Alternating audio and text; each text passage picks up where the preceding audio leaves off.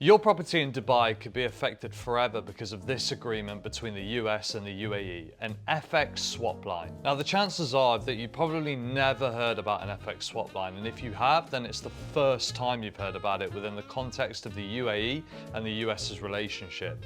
If this is implemented, it changes the way buyers and sellers will view the real estate market in the UAE forever.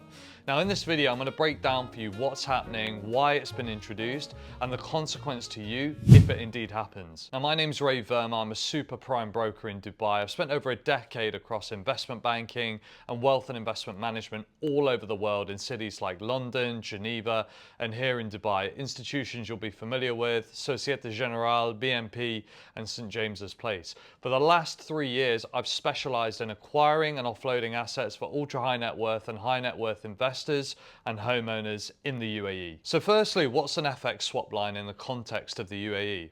Well, the Federal Reserve, the central bank of the United States, agrees to exchange its US dollars for Emirati dirhams whenever the UAE requests it, which the UAE swaps back in the future. Now, I'm going to get onto why that's critical, especially at the moment, in a second. It's important for you to understand that only 5 institutions globally have that agreement with the Fed: the ECB, Japan, Canada, Switzerland, and the UK. So the UAE is entering very esteemed company, which for a small country in the Middle East is a pretty big deal. Now, secondly, you're probably asking yourself, if the dirham is already pegged to the dollar, what's the big deal and why is this all necessary? Well, the UAE central bank can only give you, the individual or other institutions in the UAE, the guaranteed peg rate of 3.67 if they have an inventory of dollars to exchange for your dirhams in the first place. So why wouldn't the central bank of the UAE actually have US dollars? Well, this is where the timing of this is critical. Over the last 14 weeks, the Iran and US conflict has forced the Strait of Hormuz shut. The UAE uses the strait to export its oil and is paid in return with US dollars, as that's the currency used globally for oil.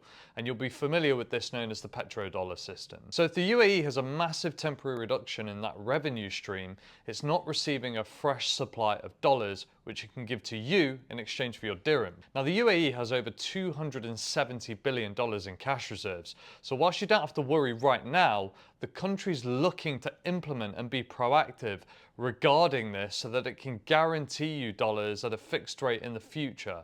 Smart and planning ahead. So it's great for the UAE, but what's actually in it for the US to go forward with this? Now, if the UAE needed dollars, it's got $114 billion sat in US treasuries. And for the US, the UAE selling those is a huge problem because of what it does to treasury yields and the panic it could trigger in the bond market. Let me simplify this for you. Now, a treasury, which we'll also refer to as a bond, is just the US government's way of borrowing money. They issue them to fund America and to cover their existing debt. Now, when the UAE bought them, the US guaranteed 2 things. 1, we'll pay you a fixed rate of 4.5% every year back as a coupon. 2, this is the most liquid, secure market in the world, so you can sell these whenever you want and get your cash out whenever you need it. So in this scenario, the UAE needs dollars and takes the US up on that second promise. It sells the $114 billion of treasuries to raise cash, but to sell that much quickly, it's got to make them attractive, and so it drops the price. Same as selling a house or selling a car quickly, you would discount it, right? Now let's say it accepts $108 billion to get out quickly against the $114 that it paid before. Now here's the key part.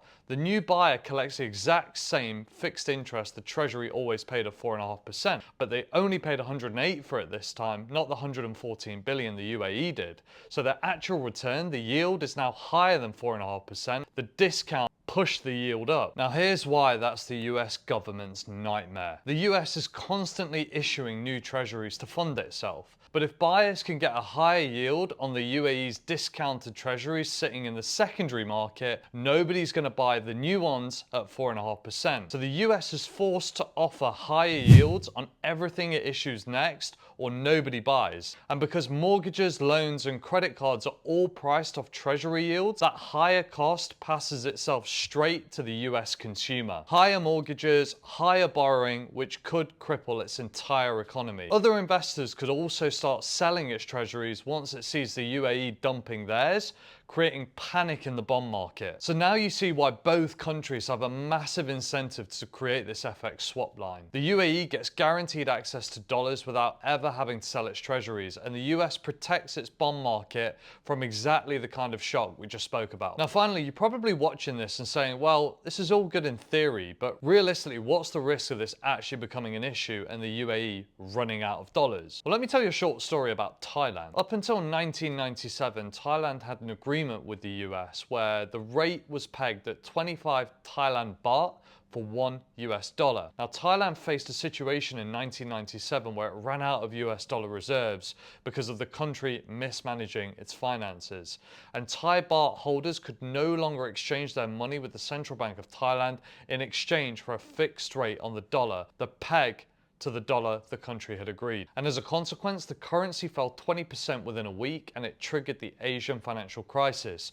The swap line is the very thing Thailand didn't have. If the Bank of Thailand had held a standing dollar swap line with the Federal Reserve in 1997, it could have accessed effectively unlimited dollars to defend the baht. So now we've got the information, what's this got to do with real estate in the UAE? Well, here's what you need to understand. A 300 million dirham mansion in Emirates Hills is only worth 300 million dirhams if the dirham is reliably worth something. The building is concrete and glass, the value is the currency. And currency is exactly what this agreement protects. A permanent arrangement to have access to dollars, which is the world's reserve currency, a currency that is the backbone of global trade. This is an added layer of security that demonstrates the UAE is now a place for real estate investors like you to have real confidence, to not only buy assets in a tax-efficient, secure, luxury destination, but somewhere that you can also have the confidence to park well. If this was useful, and I really hope it was, please like and subscribe to the channel. I read every comment personally, so please drop one below. And if you have a specific situation you want to talk through, the contact link is there too in the description below this video, and I'll see you in the next one.